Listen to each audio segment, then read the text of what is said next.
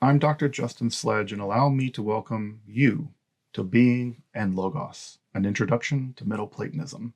This seminar hopes to explore the philosophical foundations, especially in metaphysics, at the heart of Western philosophy following the death of Plato and before the rise of Plotinus in Neo-Platonism. But really importantly, this seminar is an example, an experiment really, in crowd-funded university-level education. No paywalls, no subscriptions, no fees, just here's a class for free. And that's only really possible through the generous support of my Patreon. If you want to support this project, please consider taking a look down below at the links for my Patreon. But otherwise, I'm honored to welcome you to this course as we explore the fascinating philosophical developments at the very heart, at the very origin of Christianity, of Hermeticism, of Gnosticism, and the foundations of Western Esotericism. Welcome to Being and Logos. All right, everyone. Well, welcome back to the second installment of our exploration of Middle Platonism. And as we talked about at the end last time, in order to get to Middle Platonism, we're going to have to work our way a little bit through the Old Academy. And the Old Academy, of course, is the period following the death of Plato in 347, 348 or so. And it's going to be the first three scholarchs of that school, which will turn, at least today, to the inheritor of the Academy in the form of Speusippus, the nephew of Plato. So we'll turn to that today. But the looming question, I think, that I left with last time is, when we talk about Platonism, what exactly are we talking about? And the elephant in the room of that conversation, of course, is this whole business of the agrapha dogmata, the unwritten doctrines, the esoteric doctrines of Plato, which, if we are to believe Aristotle and other people, look so much like Pythagoreanism that one might even say that underneath the hood of Platonism is in fact, or late Plato is in fact, Pythagoras. And so we're going to see, to some degree, to the degree to which that is true also in Speusippus. And then it might be the case that what seems to be a radical break in Speusippus may be a bit more explainable if we relate that to the documents that we talked about in terms of the so-called agrapha dogmata. So again, here's our famous image we left off with last time of the Platonic Academy. Aristotle's over here, of course, on the right with his back to Plato, and Speusippus and either Polemon or Xenocrates. Probably Xenocrates are over here, representing sort of the actual line of secession. But the question, right, is at the heart of Platonism is just what was the Academy? And we have to really appreciate to some significant degree that the Academy was a really daring institution in as much as that it was an institution, because there was nothing like it. There weren't schools in the ancient world in the way that we think of schools now. There certainly weren't institutions of philosophic inquiry or scientific inquiry, research institutions. Nothing like that existed in ancient Athens. And so part of what we'll have to do when we begin to tease apart the thoughts that flowed out of the Academy, that's only going to be possible to some degree if we come to some understanding of what the Academy was itself. What was this institution, as much as it was, of the Academy? And so this is a looming question, I think, that is very interesting, especially and for us as a kind of people who are thinking about novel kinds of institutions like the Academy, but thinking about them in ways that are outside of the Academy, as we call it now, but other kinds of sort of third spaces that aren't quite religious and aren't quite institutional and aren't quite academic. So what do these institutions look like, and what allows for the ideas and the emergence of ideas that are going to flow from these institutions? So the question, of course, I think at this point is, what exactly was the Academy? So we don't even know when it was founded. Sometime we think in the 380s. We think that it was founded just after Plato returns from the disaster at Syracuse, sometimes referred to as the adventure at Syracuse. Folks may know there that Plato attempted to teach a tyrant philosophy. This went badly wrong. And if we listen to Diogenes Laertius, of course, Plato himself was sold into slavery and had to be redeemed by Dion. And so real disaster unfolded in Syracuse. And it is after this disaster in Syracuse that Plato returns to Athens and ultimately establishes the Academy. We know that it was located to the northwest of the city. You can see here the general idea of where it was. This is definitely not to scale, by the way. So sort of in the northwest of the city. It was previously an olive grove, probably a sacred olive grove. And we know that by the 380s that it was a gymnasium there. That is to say, it was a place for doing physical exercise. That would have been important. Plato, remember, was a wrestler. Many of the people that he's going to be training are actually former athletes or athletes themselves. So a place of doing some physical interaction was important. And we know that it was named for a hero of old named Hecademos or Academos. We're not quite sure exactly how it was spelled. And we know that Plato or Dion purchased the area for 30 minae, or 30,000 drachmae. So it's a pretty substantial purchase. I mean, you're thinking about sort of like this is an Athenian owl of the time period, right? So this is worth 4 drachma. Like 750 of these would have been, I think, what it would have cost to have bought the land that became the academy. So a substantial purchase for sure. We do know that Plato erected a museon there, that is to say, a shrine to the Muses. And we also know that Speusippus added further statues to the Graces there in the academy as well. So it does have a religious vibe to it, which is to say, there's a shrine for the Muses there, there's a shrine for the Graces there, and there was to some degree, must have been a kind of religious vibe there. So we can't think of it as like a purely secular institution, but we don't have any evidence that it was a theosos. Theosos were formal religious organizations. Typically, they had charters. They often would have inscriptions backing them. We've never found anything like that. So we have a debate between Guthrie and Dillon in the literature, where Guthrie holds that it was a theosos. That is to say, it was a kind of quasi-religious or religious institution, and he bases that on the location in the sort of sacred olive grove, and upon the fact that there is a museum there put in by Plato and then further elaborated by his nephew with statues of the Graces. Dillon says we don't have any evidence that's true. So Dillon says no, there's no evidence that it was a theosos. But at any rate, it's worth sort of asking that question, because part of what would militate the kind of philosophy that would flow out of it is, did the people working there in the academy think of themselves as functioning in some kind of quasi-religious or religious way? And so if they did, that might have colored the kind of work that was coming out of there. So this is a kind of question that we should ask, although we're not going to get much in terms of evidence, and we're not going to get probably answers about this. We have very little evidence of what went on there. We know that there were lectures there, and we do know that that they did some kind of dialectical analysis of things. We have the famous story of Epicrates rather. He was a comedic playwright, and there's a great snippet where he zooms in on people in the academy trying to do a diaresis, a methodical analysis of locating what exactly a pumpkin was. And what's interesting about that is that we'll get into Speusippus in just a minute. That does sound accurate.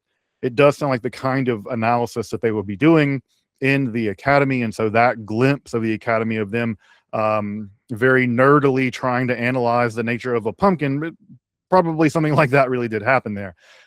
We also know that Aristotle would hang out there and would bother them. Remember, Aristotle was a student of the academy for many, many years. And we have a story where Aristotle, and I'll show you a picture of this in a moment, where Aristotle makes his way all the way across town. The Lyceum, Aristotle's school, is all the way across town. He goes there because he knows that Plato at that time was already experiencing what we think was sort of a dementia, and that Speusippus was himself ill. And so he goes there and picks on the young Xenocrates. And again, Aristotle's a pure redditor in some sense. So he's going over there and antagonizing the academics when their leader is down for the count and suffering from dementia, and Speusippus is ill or traveling or something. And so we know that it was a kind of thing where they would go there and troll each other. At least Aristotle would go there and troll them. So we have this kind of idea about the way this would have worked.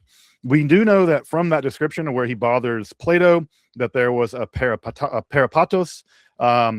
This is a walkway. There was a kind of walkway that we know that Plato walked around on. We don't know if it was colonnaded or not. That is to say, whether it was a colonnaded walkway like a stoa, Of course, the Stoics were famous for hanging out in the painted porch of there in central Athens. We don't know if it was colonnaded, but also there was a kepos, and this seems to have been a dwelling area that Plato lived in. So he lived on site in the academy. We don't know exactly how big this building was. It seemed to have been relatively small, but Plato was wealthy, and so it could have been much larger. So and then we'll see the archaeological ruins of it in just a second. Actually, can jump to it. This is a picture of what the archaeological ruins of the academy look like. So we're not talking about a big structure. It's relatively small. It would have been, just big enough for about a dozen, maybe 20 people. It would have been an semi-public park, so people could have come and gone as they wished. We do know that Plato lived there and that there were collabia there. Collabia are basically like little cabins that the people lived in. And so we do know that students lived there permanently or semi-permanently. So you could stay at the site. But we also, interestingly enough, we have Plato's last will and testament preserved in Diogenes Laertius, and in that last will, he leaves two different estates behind. Remember, Plato's relatively wealthy, and so he leaves two estates behind, neither of which are terribly good candidates for the academy. So, but he does mention that one of the estates is in a garden near Colonus, the river Colonus. And that does sound like a pretty good candidate for what the academy could have been, but we don't know. It could have just been the case that when Plato died, he had already chosen Speusippus as his heir, and it would have gone directly to him without there being sort of any formal documentation in the literature. During Plato's time teaching at the academy, we know of about 20 named students who lived there, including, of course, Aristotle. Aristotle's named as well. We also know of two students, by the way, that were women. So we do know that he allowed women in. And if you know about the Republic, one of the most shocking things about the Republic is that Plato argued that women should be allowed equal ability to rule over the Callipolis as men. And this was quite shocking and terrible back when he wrote the Republic. And so we do know that he stuck to his guns, at least in terms of the education of women in the academy. They were clearly allowed in. What is also interesting is that we have a note that Axiothea of Philus was allowed in. She apparently studied the Republic from afar, was so impressed by the Republic that she came to dwell. And we also know that she wore man's clothes. So this is an interesting note where we might be looking at the first trans philosopher. It's hard to know, and we should be careful taking modern concepts and projecting them back into the past. But it was conspicuous that he, I'm not sure what pronouns she would have used, but she was conspicuous for wearing men's clothing. And of course, in the long line of professors being sleazeballs, we do know accusations that Speusippus allegedly had an affair with the other known woman in the academy. So now there's questions. Diogenes Laertius can be untrustworthy in the extreme. He's basically a tabloid writer. So we don't know if this accusation is true, but allegedly Speusippus had an affair with the other woman that was listed in these documents as well. So again, the long-standing tradition of academic professors being creepy. The members of the academy, people trained in the academy, had an interesting propensity to go on and enter into politics. Now, again, is Plato training them to go into politics? I don't think so, but a substantial amount of them actually end up going into politics after they leave their education in the Republic.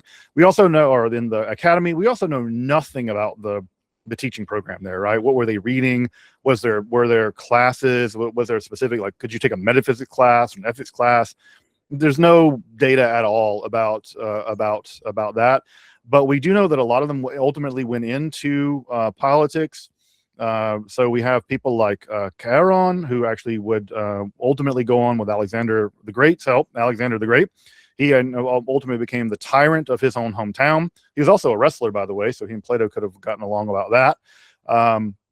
For some reason in my mind, I just imagine these people looking like Macho Man Randy Savage and stuff like that. Anyway, I think I want to read Speusippus's fragments in the Macho Man Randy Savage voice. But he ended up becoming a tyrant. And interestingly enough, when he returned to his hometown, he took over the town of Pylene and he ultimately expropriated a substantial amount of the men of their property, and he distributed that property to the slaves and to the women, interestingly enough. And people have read a lot about into this, right? Is this attempts by people trained in the academy to go home back to their hometowns and basically try to make them into Callipoloi? And the answer to that is, I don't know. This is a very strange thing, but clearly they go back and they ultimately end up writing constitutions. Aristotle famously wrote a constitution of the Athenians. He ultimately also wrote a constitution for Stagira. And so does this represent a kind of normative attempt on the part of Plato's students to transform the political dimensions of their world to align themselves with the philosophy that they had been learning in the academy? And the answer, of course, is we don't know, but this is a conspicuous thing that they did. You also know that many centuries later, Plotinus would attempt the same thing with imperial backing. I think in the north, maybe in what is now Tuscany, he was going to try to build a version of Plato's Republic up there in Italy. And this seems to be a thing that people try to do over and over again. And so at least we have some idea that the academics were politically inclined once they left the area. If you find yourself in Athens, which you should find yourself in Athens at some point, just to get a sense of just where things are, right? So this is Plato's school here on the northwest of the Acropolis. So it's over here. You go here and go over. This is where the Lyceum was. So this is where Plato's school is over here. The Lyceum, Aristotle school is over here, literally across town. But this gives you some sense of where they were. This is about a 45-minute walk from the Parthenon, if you're willing to do it. So if you want to take a walk and walk to Plato's Academy, you could have walked there in about 45 minutes. It's about an hour and a half to walk from the Academy all the way over to the Lyceum. So, at any rate, that's sort of where they are in terms of their archaeological remains in current-day Athens. The primary thing it seems like they did in the academy was debate over what was going to become Platonism. Again, Plato ultimately would, toward the end of his life, he would succumb to what seems like dementia. So it's not clear exactly how involved he is in the whole project toward the very end, but clearly there was a sense in which they felt loyal to Plato, and they felt the need to defend Plato, especially against the redditor Aristotle. And therefore, defending Plato wasn't a core idea. But again, the question is, what were they defending exactly? And we'll get some sense of what that might have been in just a moment from Speusippus. But clearly, there was some kind of scientific and mathematical research there. We have the famous line, although coming in much later from like the period of like John Philoponus, about let no one enter here who does not do geometry or know geometry. And so there seems to have been some kind of scientific program. We have this famous instance of them analyzing the pumpkin. So maybe that was the kind of thing that was going on there. Clearly some math, clearly some metaphysics. But to what degree they even thought of this as branches of philosophy isn't clear, because it's not even the case that we have clear ideas about branches of philosophy until much later on, at least a generation later, when the period of the old Stoa. So it's not clear what the research situation even looked like there, what philosophy looked like there in practice. But I do tend to agree with Guthrie over Dillon that even if it weren't a formal religious institution, it must have had religious vibes, and they must have also intentionally turned that up. Again, Plato is coming there and installing statues of the Muses. His nephew comes in and installs statues of the Graces. You don't do things like that if you're not trying to give a kind of religious presentation, a kind of spiritual presentation of the academy. And so there must have been something like that there. But again, is it a formal religious institution? Probably not, but it probably had some vibe like that. And again, you have to think back into the 4th century BCE. This is pretty out in the middle of nowhere. This is outside of the city walls. This is pretty outside of the main city, and it would have had a rural kind of bucolic, maybe slightly wild kind of vibe way out in this position. We don't know how people became the head of the academy. Obviously, Plato was the head of the academy because he founded it, but we don't have any strong sense of how exactly you became the head of the academy when the scholarch in charge died. It seemed to have been voting. We do know that they held votes at some point.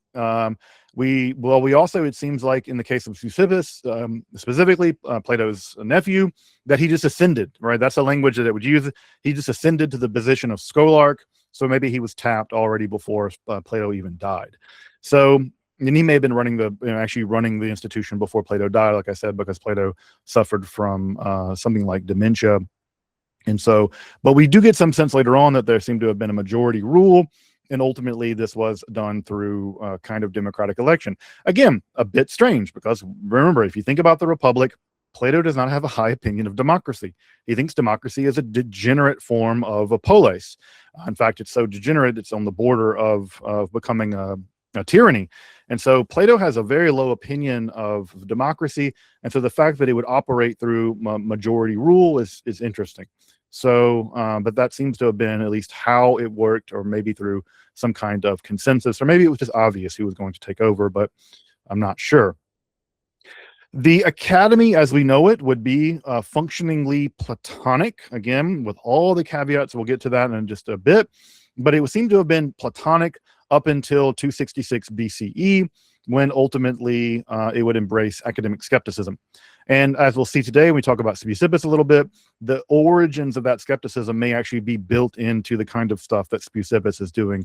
But following 266 BCE, the academy is no longer Platonic. It is primarily engaged in what we would call academic skepticism. And the site would ultimately be destroyed completely in 88 BCE by Sulla during the Mithraetic Wars, where Rome is invading Italy. And in the invasion, or Rome is invading Greece, sorry, in an invasion, Sulla destroys the academy in 88. But the Middle-Platonism as we know it is going to emerge around that time, around 90 of the Common Era, with Antiochus of Ascalon. And Antiochus of Ascalon is going to combine elements of Stoicism with elements of Plato's thought, and that is going to ultimately propel us, as we'll see in week after next, into the world of Middle Platonism as we will come to appreciate it. And that syncretized version of Plato is going to be very important, because the watchword of Middle Platonism is going to be a high degree of syncretization, primarily between Plato's thought, Aristotle's thought, Pythagorean thought, obviously, and of course our friends, the Stoics. Just as a final couple things about the academy before we move on, we know that Cicero visited the site around 79 or 80 BCE and found it empty. It was deserted. So we do know that people made pilgrimages.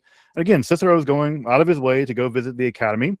And that's clearly, again, there's a kind of religious feeling to that you go on a pilgrimage, and he goes out of his way to go to the ruins of the academy, but he found it to be abandoned. Of course, philosophy continues to function well after the academy is destroyed by Sulla. We have Epicurus and his garden estate out there, with the garden party that was Epicureanism. So they're out there being friends and cultivating friendship, which is, of course, obviously important for Plato, or for Epicurus. We know the Stoics were hanging out at downtown Athens at the painted colonnade. That's what their name means. They were the partisans of the porch, and porchists is really what translates Stoicism. And so we know they were hanging out there. Of course, we know that Aristotle had the Lyceum, and the Lyceum survived for quite some time as well.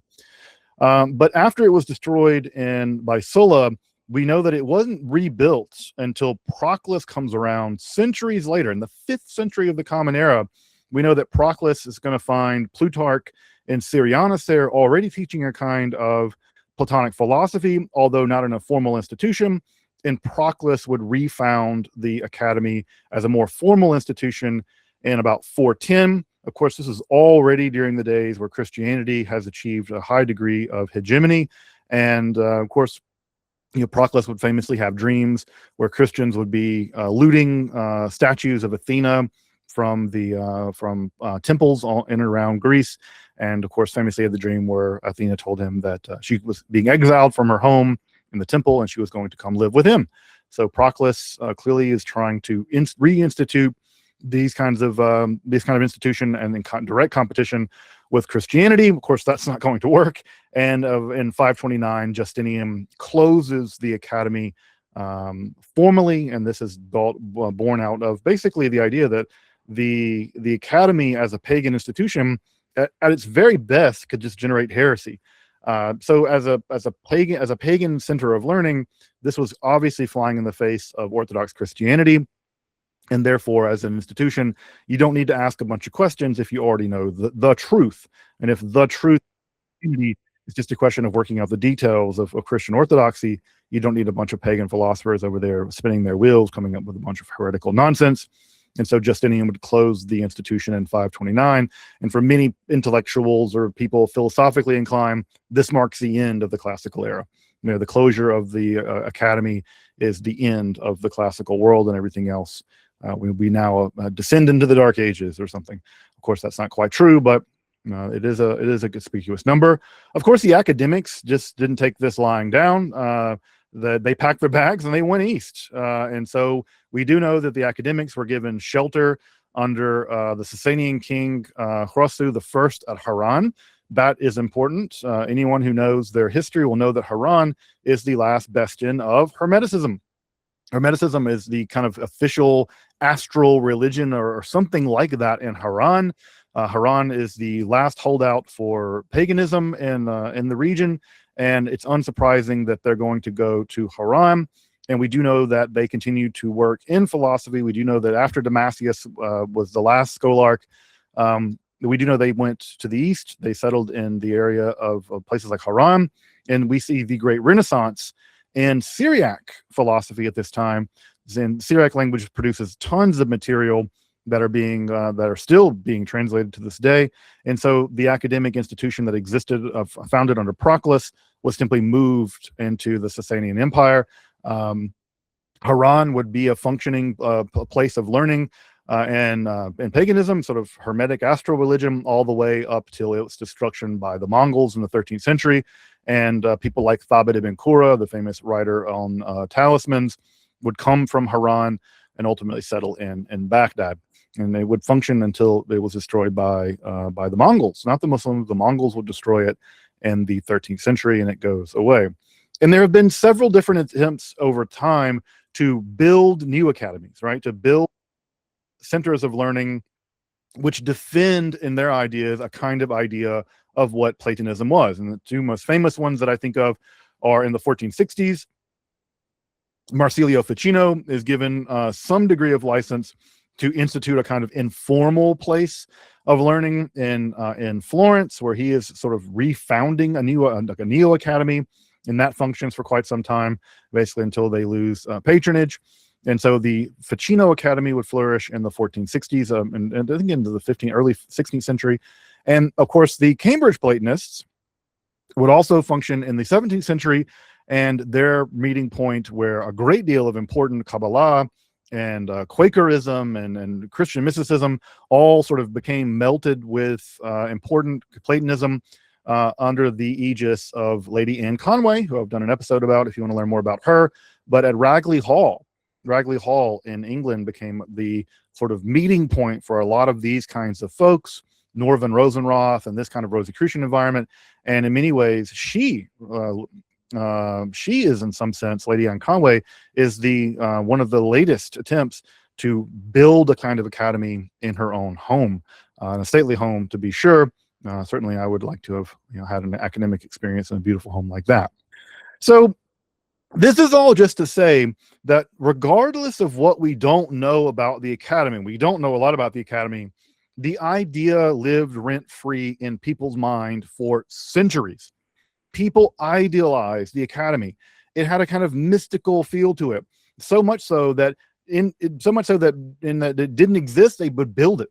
Proclus would come back and reconstitute it. Ficino wanted to have a version of it. Lady Anne Conway. We still use the term academy for everything the official university system of education, of all the words that we could have chosen to denote the main principal site of knowledge production. It's the academy. We still use that language, and it's cooked into Western civilization to the point where we just think of this as where learning comes from. It comes from the academy.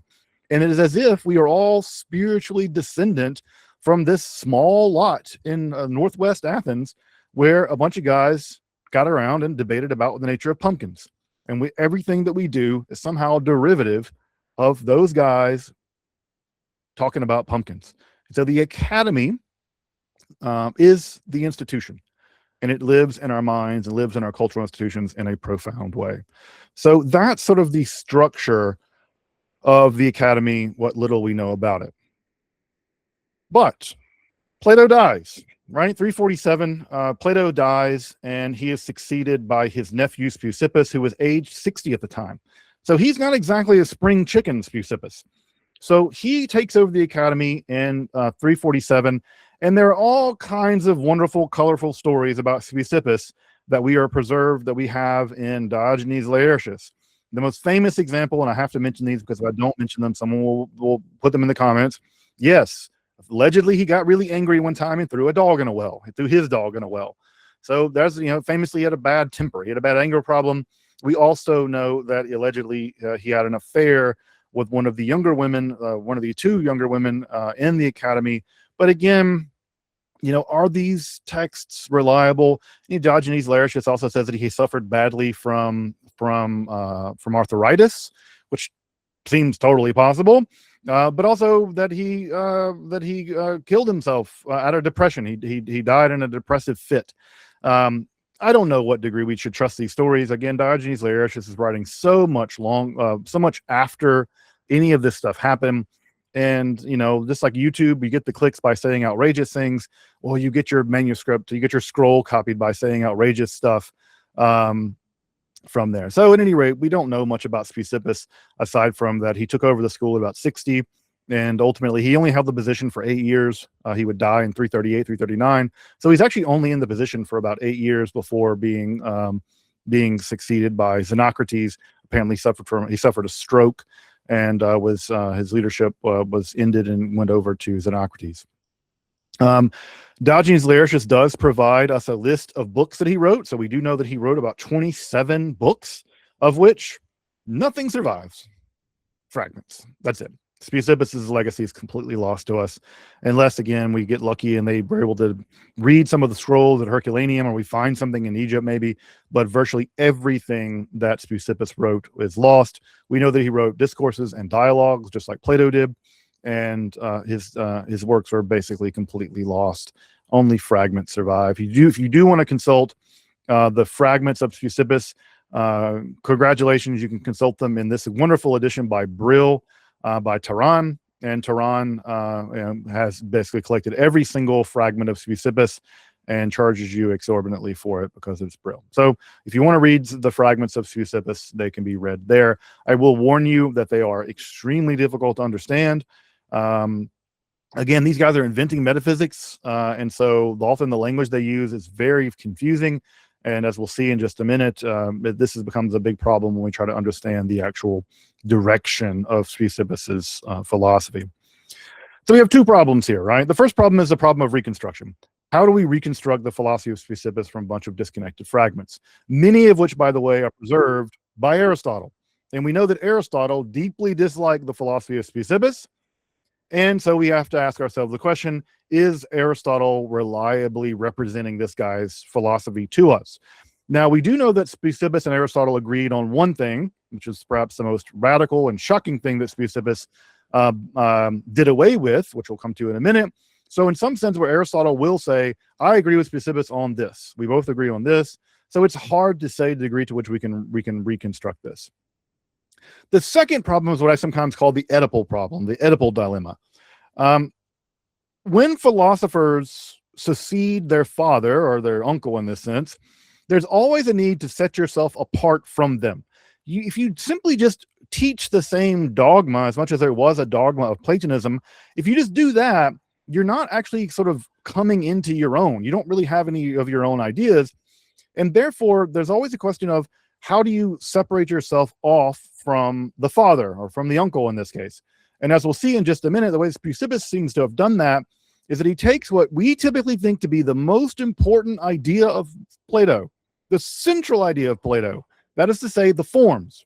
The forms are the core idea for most of us that makes Platonism Platonism. And what does Speusippus do? He says the forms are not real. He just discards them. The forms become either redundant or they just get discarded. So of all the things to throw under the bus in terms of Platonism, When you throw the forms away, this is quite a significant break with Plato. And as we'll see, the third generation, Xenocrates, is going to go back to orthodox Platonism with the forms and everything. In fact, if you've ever heard a definition of the forms, you've probably heard it from Xenocrates. Xenocrates will famously call them blueprints. They are the blueprints for all things that exist. So this second generation is really going to have an Oedipal moment, and that Oedipal moment will emerge in the form of the rejection of the forms. At the heart of Speusippus's philosophy is a seemingly bizarre metaphysical commitment. And that somewhat bizarre metaphysical commitment is that what is the cause of a quality cannot itself have that quality. So if something causes a quality, then the thing that caused it can't have it.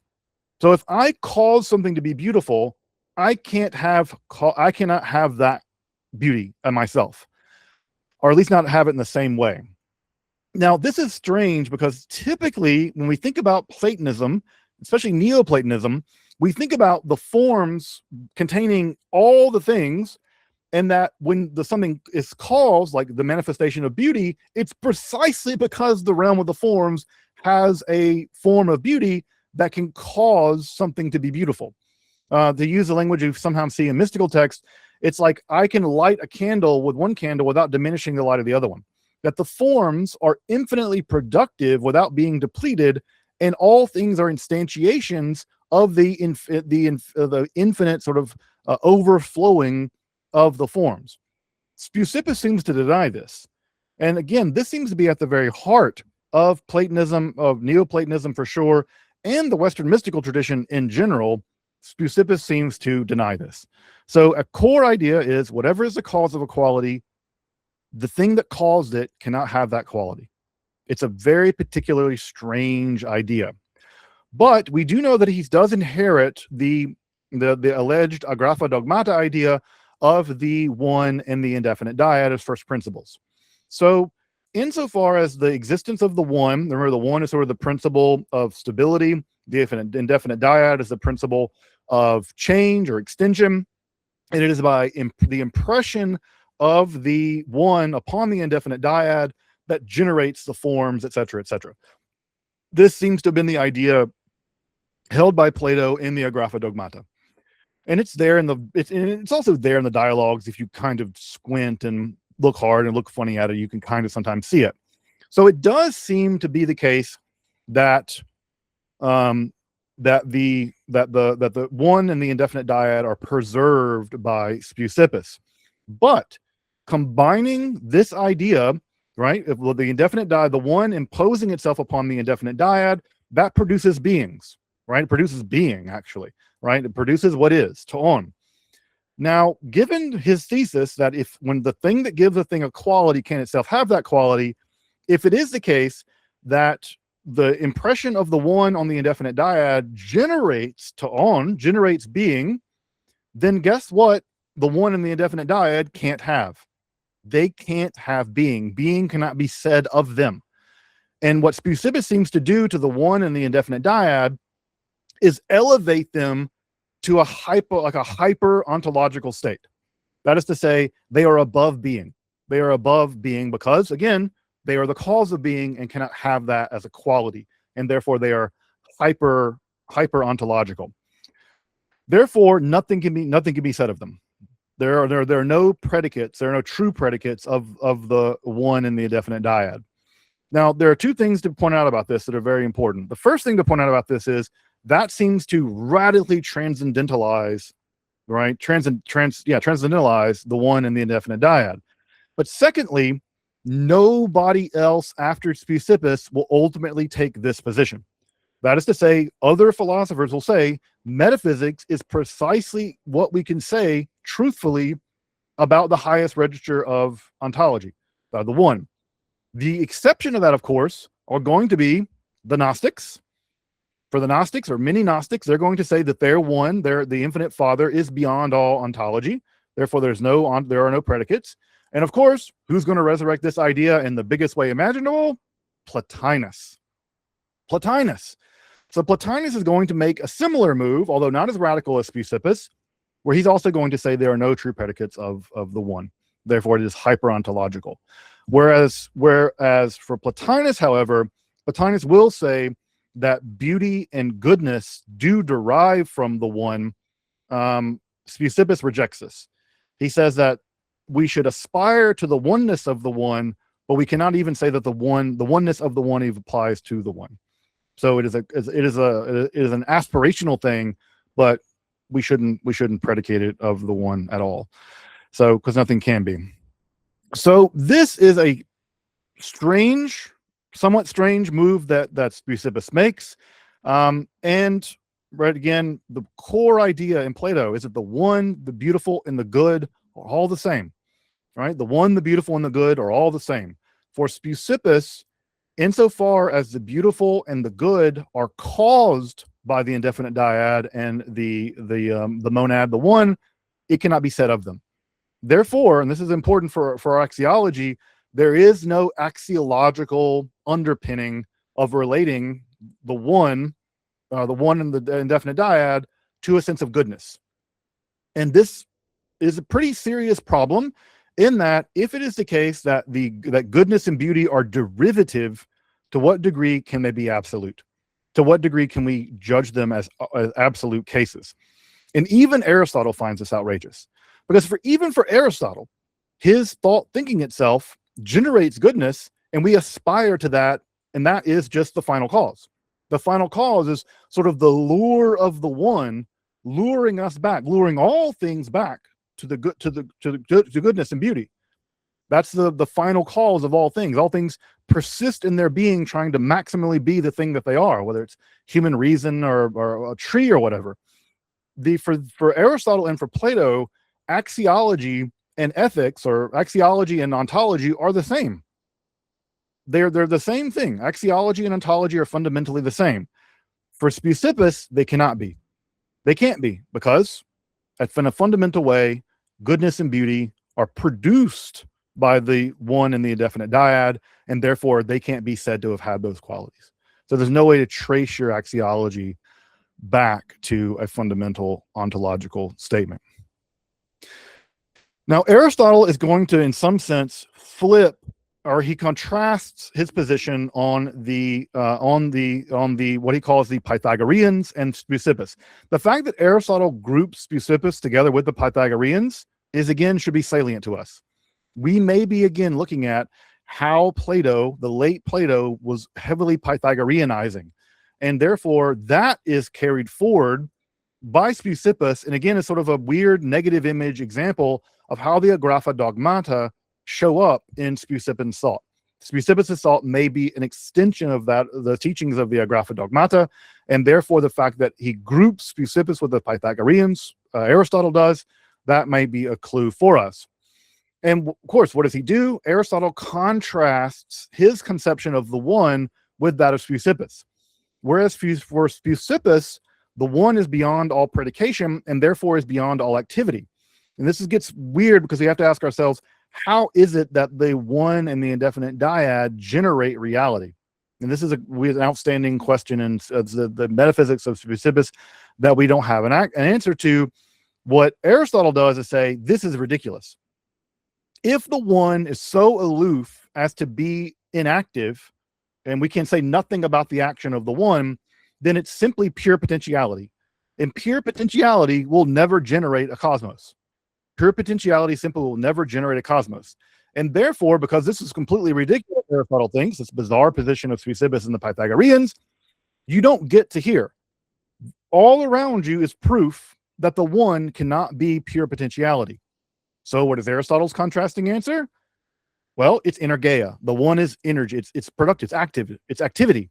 And therefore, it's pure activity. And of course, that pure activity is mind thinking itself. For Aristotle, the one, God, Theos, is the intellectual work of, is the intellect thinking about itself. And to be sure, all Platonists after Speusippus will agree with Aristotle. They'll agree with Aristotle, not Speusippus. So the closest person to an heir directly following Plato, again, if we're really following that Plato Pythagoreanized, at least toward the end of his career, and that this metaphysics at some level, again, with all our Oedipal concerns aside, if this does represent the thought of Plato to some degree, then we have the idea here that this idea is not carried forward. What's carried forward is Aristotle. So when you think about, if you've ever read like someone like Philo, who we're going to get to in a few weeks, when Philo thinks of the forms as existing within the eternal thought of the Godhead, that the forms exist in the mind of God and God is constantly thinking them, and every time you experience beauty, it's because God is thinking beauty, is that pure activity. Insofar as you think that, you're not thinking Platonic thoughts. You're thinking Aristotle's thoughts. And this is, again, to show you just to what degree Middle Platonism is going to be syncretized with Aristotle. And we talked about this last week, this question of, to what degree does the Timaeus represent a creation story in which creation happens at one time? And it seems like, at least according to Aristotle, that some Platonists, maybe Plato, believe that it happened at one time. Aristotle thinks that's utterly nonsense. You can't have anything happening beginning at one time. He argues for an eternal universe, and that position also is going to be taken up by the Platonists as well. So at any rate, this is a place where whatever in the world Platonism is, it's going to look a lot more like Aristotelianism in some ways than it's going to look like the thought of Plato, if the thought of Plato is being expressed in any form by our buddy Speusippus. So again, this is where we have a real difference, and again, mysteries abound in terms of what this is going to look like. But Plato does, or rather Speusippus does something even stranger. Even stranger. He's going to posit that not only are there two worlds, right, in the way that Plato thought that there were two worlds, he's going to posit that there are five. There are five distinct realities. And those are, again, in Plato, right, we have the three, right? We have the mathematicals, the forms, and the sensible bodies, right? So those are the three worlds that sort of exist in Plato's world. In Speusippus, he's going to increase this to five. So we're going to have the reality of the one and the indefinite dyad. That's one reality.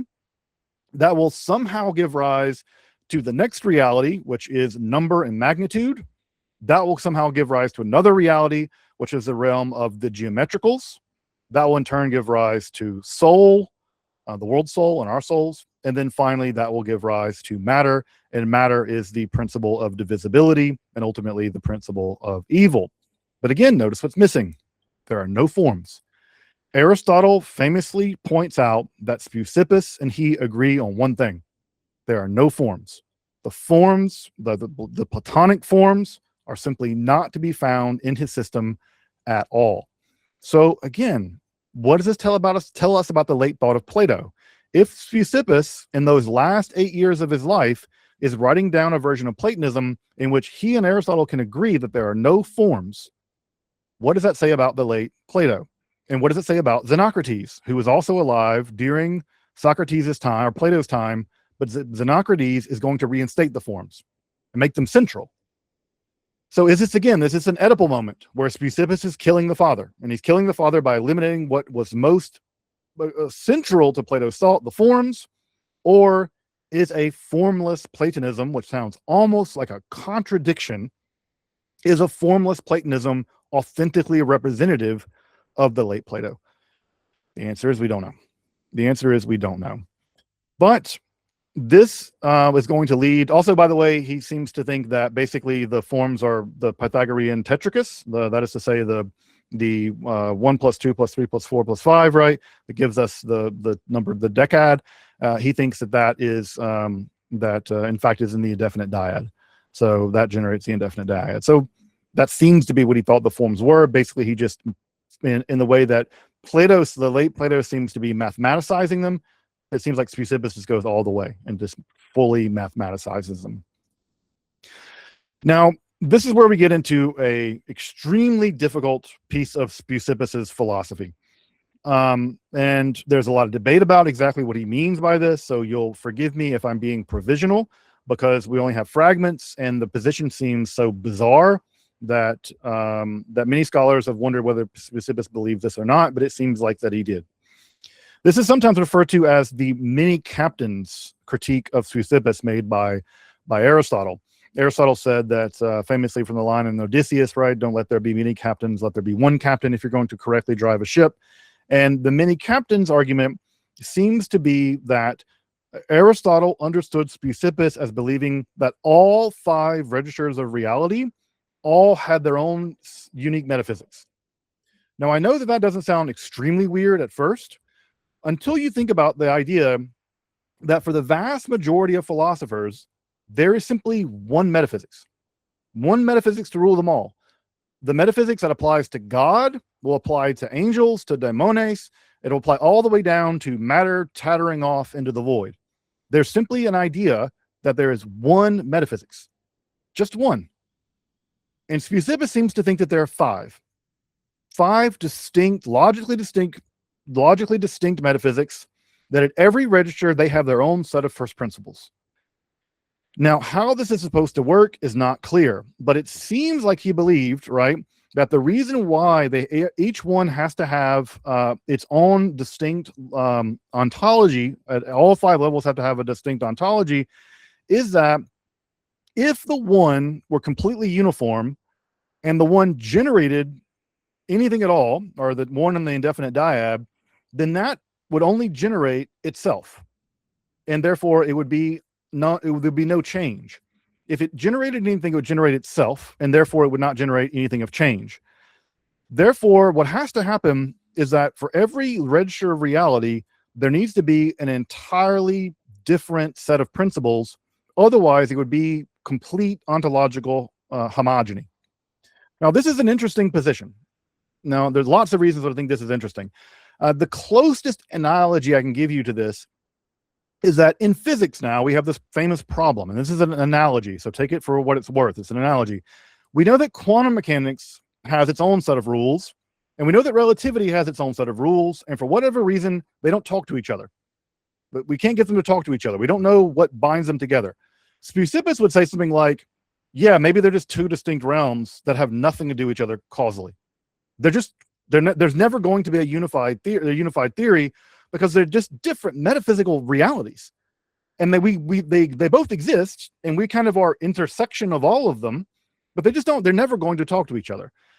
This seems to be something like what Speusippus believed, that there are individual pockets of ontology that obey their own internal logic, and they do not connect to each other, and they're not governed by one governing metaphysics. This is an idea that I think is interesting. It's thought-provoking. It's something we should take more seriously, I think, as philosophers, that our search for one metaphysics might just be misguided. It might just be based on the fact that it looks, I don't know, there is a kind of elegance to it. And just because something's elegant doesn't make it true. Elegance is no indicator of truth. It just, or that we think there should be one just because of, I don't know, we have a singular experience of reality, and therefore there's one metaphysics that is responsible for that. I don't know. But at any rate, Speusippus is arguing here that every register seems to have its own guiding principles and its own matter, and we should use the word matter here in a pretty exotic way. It's on hule, and that individuates that register of reality. And what ends up happening is that every level will mirror the indefinite dyad and the one. There'll be 2 principles at every level of reality. This will give rise to kind of its own system of syzygies or pairs. And for instance, and we don't know what the individuating principle of matter in every specific level was. And by the way, if you're familiar with Aristotle, your ears are perked up. Why? Because we know that for Aristotle, what does individuation? Matter does individuation, right? And so matter, the ousia, is what individuates. That seems to also be the case for Speusippus. The question is, are we just talking about a shared heritage here? That Plato and Aristotle, or Plato and or Speusippus and Aristotle, have just learned the same thing from the same teacher. And we attribute that thought uniquely to Aristotle, when in fact it may have just been an academic thought, of which Speusippus is also giving another variety. So, for instance, in the realm of the mathematicals, what they're called the archai, the fundamental things, these seem to have been position, spatial separation, and place, topos. And these seem to be the matter which individuate the geometricals into their specific geometric form. So we have the realm of the geometricals, and we have specifically position, spatial separation, and place. And this makes sense because think about two geometrical objects for which there is no spatial separation. They're uniform. They will be the same object. And therefore, it is unthinkable or ontologically impossible for there to be a geometrical without invoking the concept of spatial separation. But notice that spatial separation in a geometrical object aren't logically correlative. They're not logically correlative. You need both of them to think. You need both of them in some sense to think to the other. And so what he's positing, it seems, again, we only have fragments. What he seems to be positing is that every layer needs to have this sort of dual structure. And this dual structure, once it generates it's generated as its own realm, that the product of one realm, what gets generated, becomes the first principle of the next register down. So if we go back, right, the mathematical, or rather the one in the indefinite dyad, generate being, of which the instantiation of being is primarily in number, right? Number interacts with magnitude, and when number interacts with magnitude, the product are the geometricals. The geometricals operate on position, spatial separation, and place, and that generates soul. And remember, what's soul for Plato, at least in the Agrapha Dogmata? Soul is simply the place, the topos, where the forms are. Soul is just the place of the forms. And when soul interacts with its matter, which we don't know exactly what its matter was, that generates matter as we know it, hule, specifically the matter that we, physical matter that generates our universe. And of course, that's the principle of divisibility, and we ultimately get evil from there. Now, again, I know there's going to be a lot of questions about this, and I have a lot of questions about this as well, but we only have fragments, so we don't know about it in the particulars. But a couple of things are worth pointing out here. Nobody follows Speusippus on this. After this, Xenocrates goes back to what we might consider orthodox Platonism, at least Platonism that we all recognize. Standard, the things participate in the forms, and that's what individuates them. Standard Platonism. But this principle of syzygies is going to be picked up later by people like the Gnostics. And again, if you look at this is the system of Valentinus, just as an example.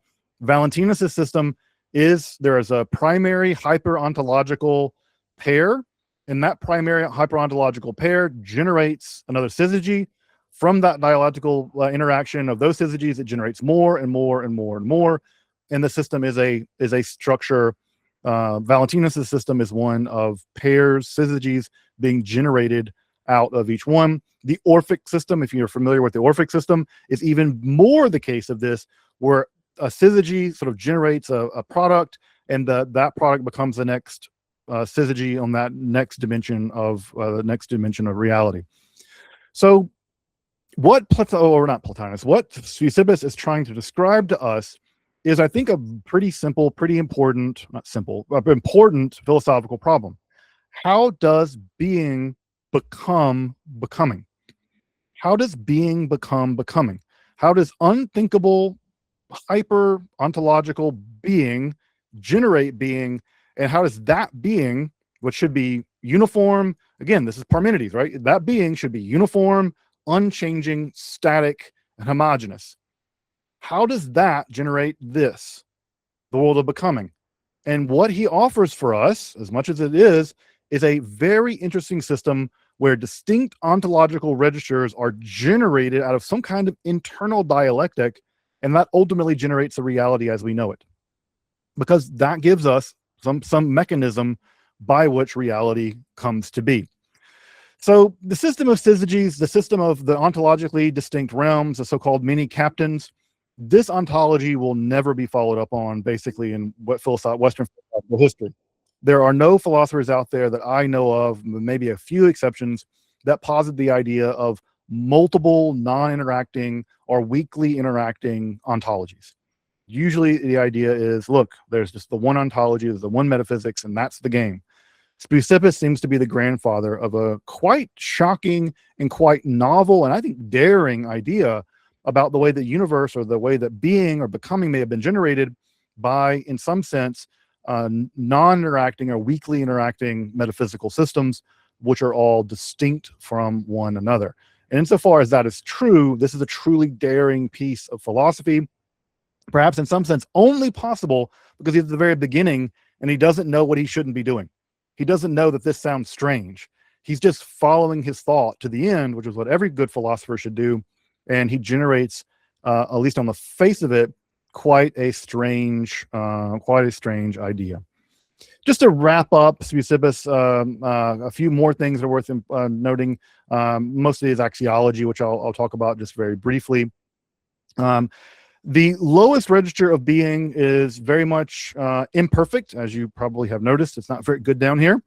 And the reason why that is because the lowest register of being is unable to accommodate soul, right? That is to say, matter, soul attempts to interact with matter. And unlike every other register of reality, the relationship is imperfect and therefore generates the imperfection that we detect down here as evil.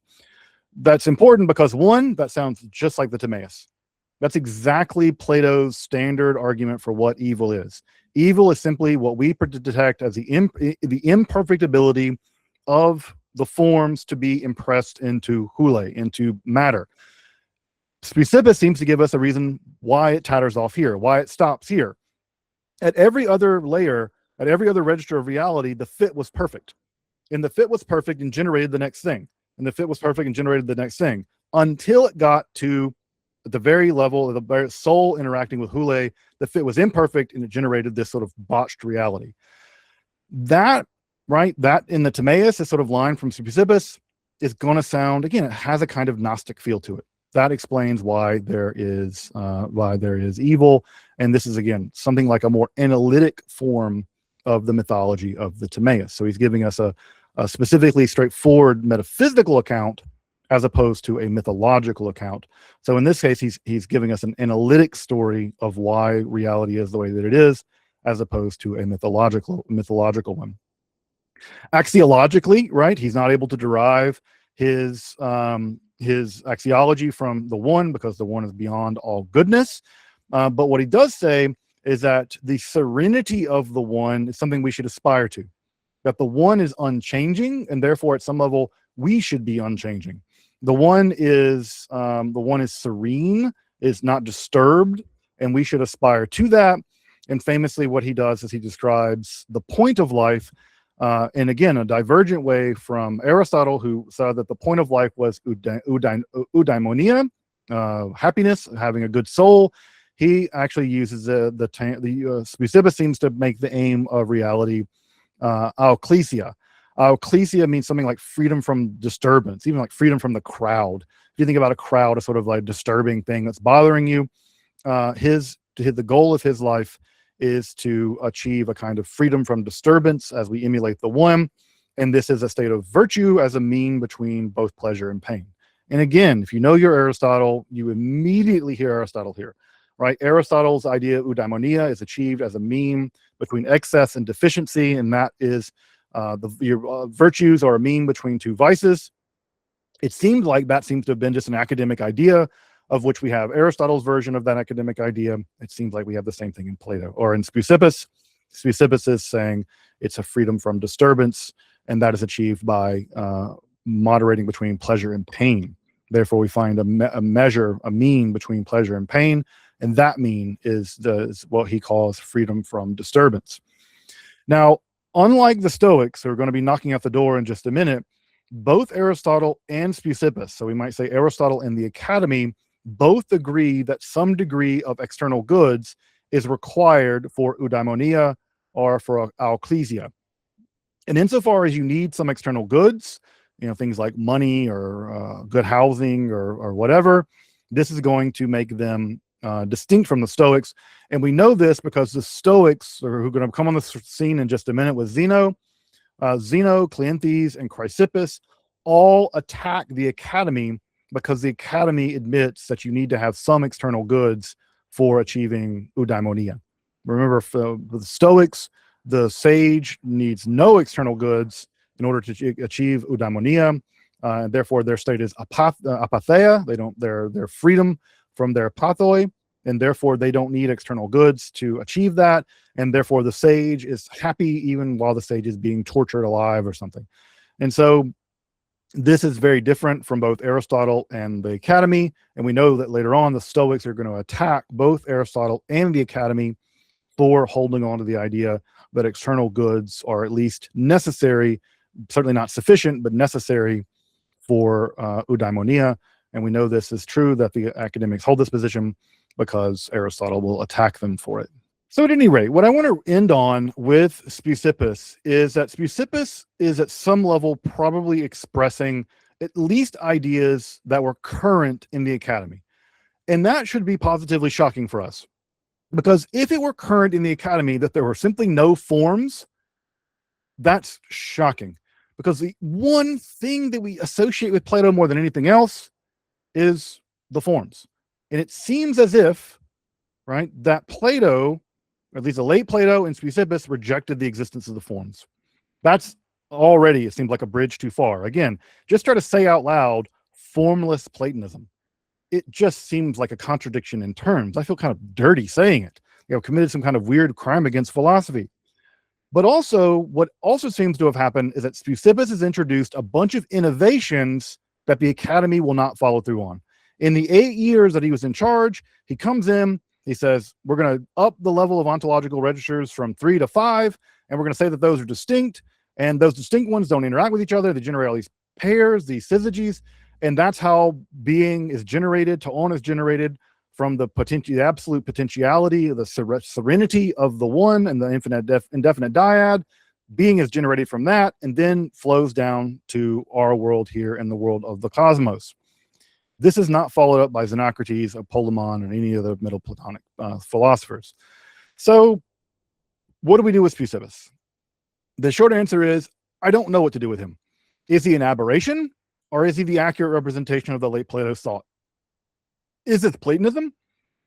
Is this Platonism in any recognizable way? If I were to explain to you, as much as we understand the thought of Speusippus, and I told you this is what the Academy's official position was, as much as it was an official position, this is what was flowing out of the Academy in the generation right after the death of Plato, it wouldn't even be recognizable to you as Platonism. And therefore, I think that what we have is either a weird aberration or Platonism that we don't recognize, because the Platonism that we've inherited actually isn't Platonism at all. That the Platonism we inherited is a very specific weird thing that perhaps it's from the middle dialogues or something. I don't know. But Speusippus is an interesting moment in the history of philosophy, because either what we have here is a kind of Oedipal destruction of Plato, or we have an authentic Plato that is unrecognizable to us as Platonism at all. And as we turn next week to the last two members of the old Academy before the Academy becomes skeptical, we have Xenocrates and Polemon. What we're going to see is a return to a Plato that looks a lot more like the Platonism that we all recognize as Platonism. But what I want to end on before we leave Speusippus behind is that I want to end on the idea that just because we are now turning to a Platonism that looks more recognizable to us does not mean that that's representative of what Plato thought. Was Plato a Platonist?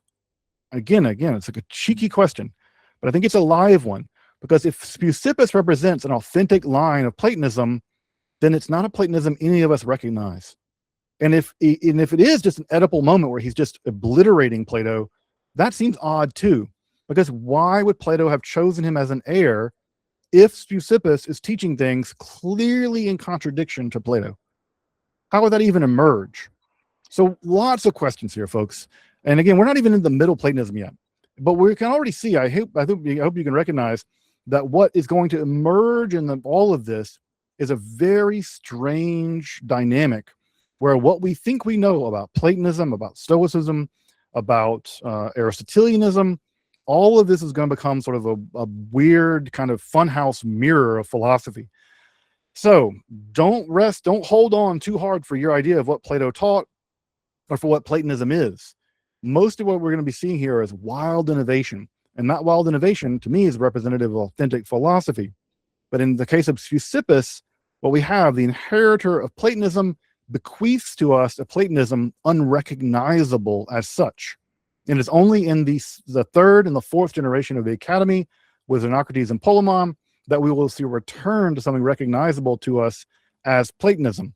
And we have to ask ourselves, is that continuity or is that betrayal of Plato? And the answer is, we're never gonna know.